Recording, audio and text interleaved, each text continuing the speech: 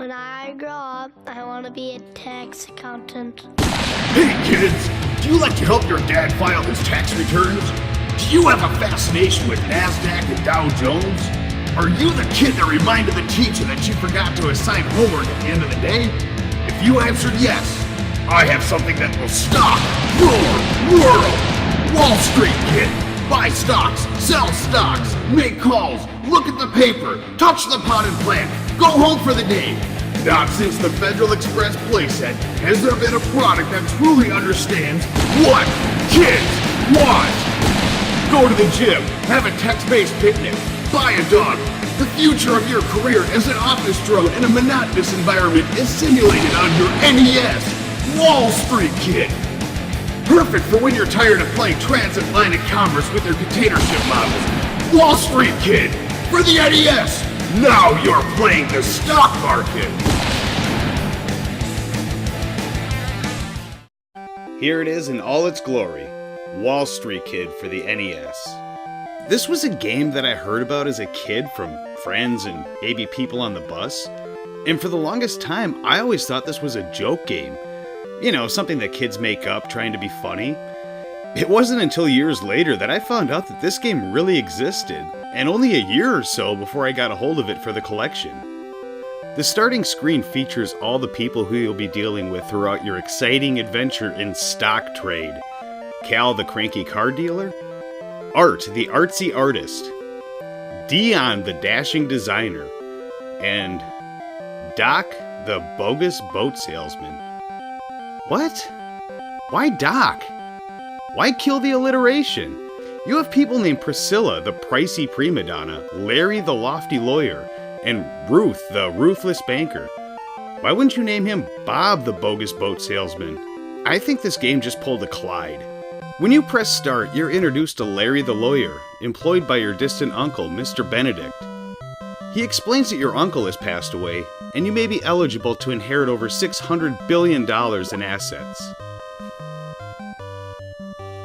Does this sound familiar? How many emails have you received over the past couple decades that have sounded like this? It's uncanny how similar it sounds to these email scams. It kind of makes you wonder if all those Nigerian princes played this game back in 1990. However, instead of paying a one-time bank fee like in the email scam, you have to prove yourself to the lawyer that you're capable of handling money.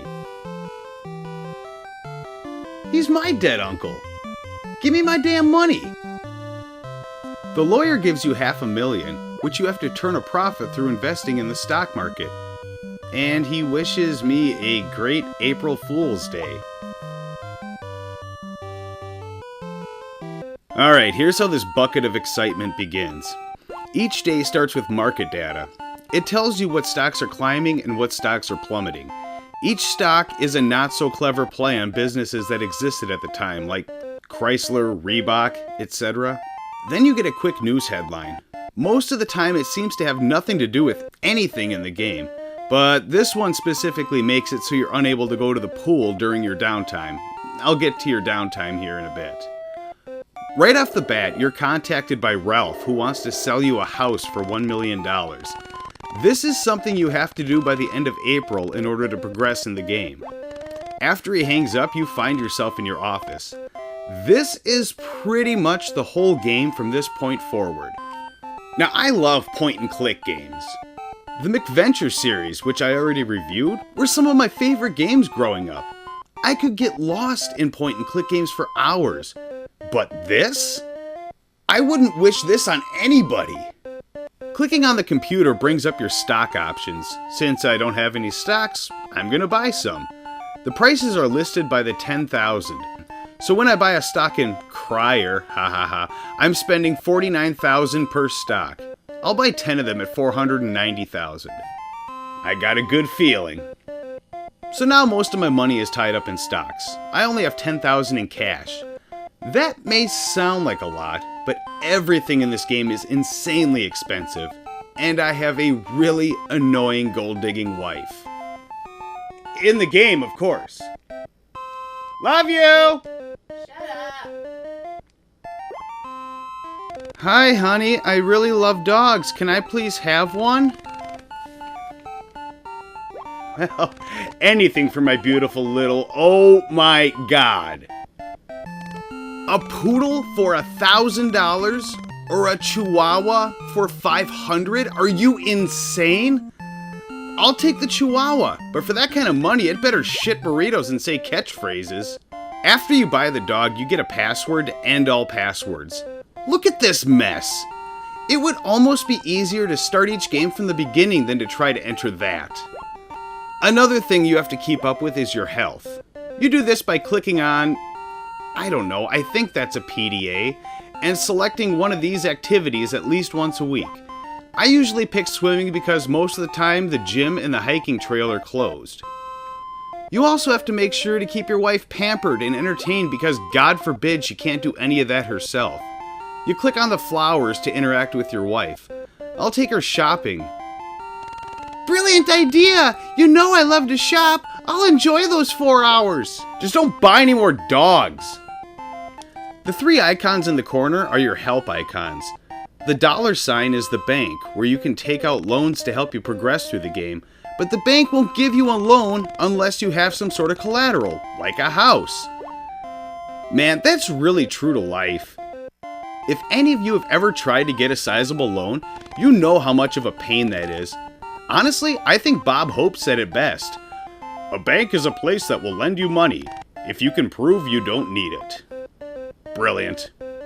The question mark brings up this smug douche named Stanley. He'll explain the stock market to you for $500. No thanks. The exclamation point brings up Connie.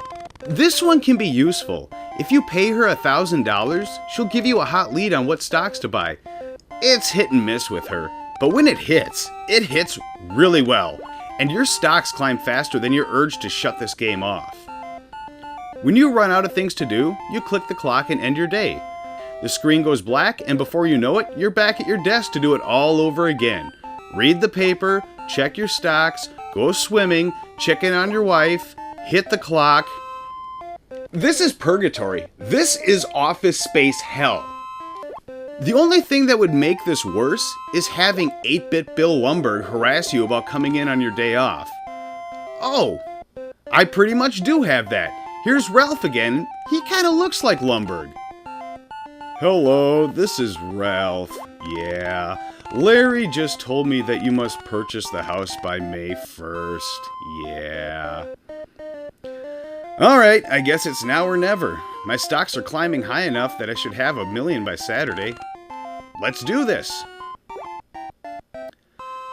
So, my stocks that were soaring crashed this week, and I don't have enough for the house. Have the money by tomorrow. Yeah, about that, Ralph. Well, Ralph is pissed at me, and so is my uncle's lawyer. I couldn't turn a profit, so the game's over. Oh well, I think I know what to invest in now.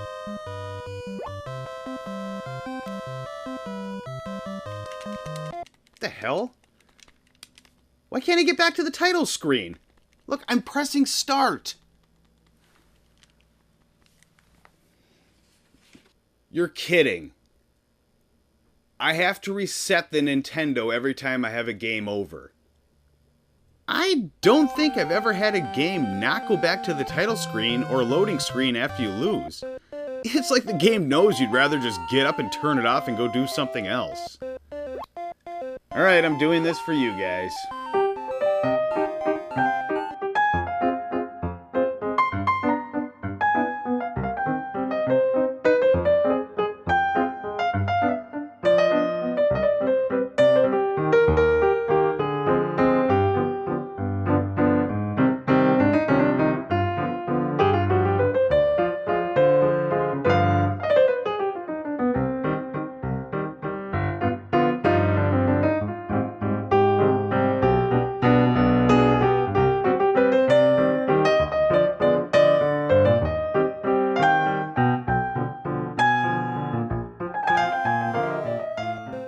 As if there wasn't enough crap to keep track of, there are detailed descriptions of each stock explaining what type of stock each one is and the going rates.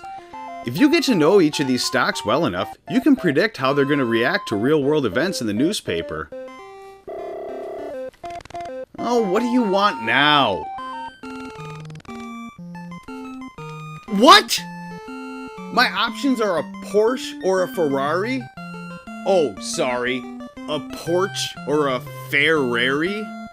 Who does she think she is, Barbie? How about a Ford Fiesta hatchback? Yeah, that's what you're getting. Piss off, Cal. Alright, I'm on track. My stocks are going up at a constant rate. I should have $1 million by the end of the month.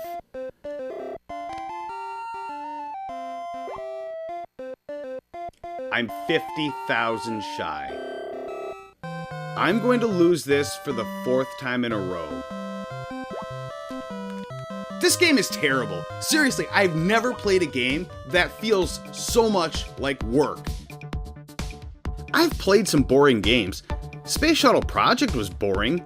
E.T. on PlayStation was really boring. But this felt like a homework assignment. Point-and-click games are fun when they're done right. Text-based games are fun when they're done right. There is nothing pleasing to any of the senses in this game. The pictures are bland, the music is meh, the story feels like an internet scam, and the gameplay and interface are the definition of tedium. I know there's people who find excitement in the stock market. I mean, really, it is kind of an educated form of gambling. If you have a good understanding of the market, you could potentially make quite a profit through investing in different companies. But even these people wouldn't find any joy in this game. I know that there's more to this game. You buy the house and continue to reinvest in the stock market until you reach the goal of buying back your family's castle. Well, I'm not replaying this again. It's that bad. Maybe in the future I'll revisit this and try to win it in full, but for now, I need to stimulate my brain after this bore fest.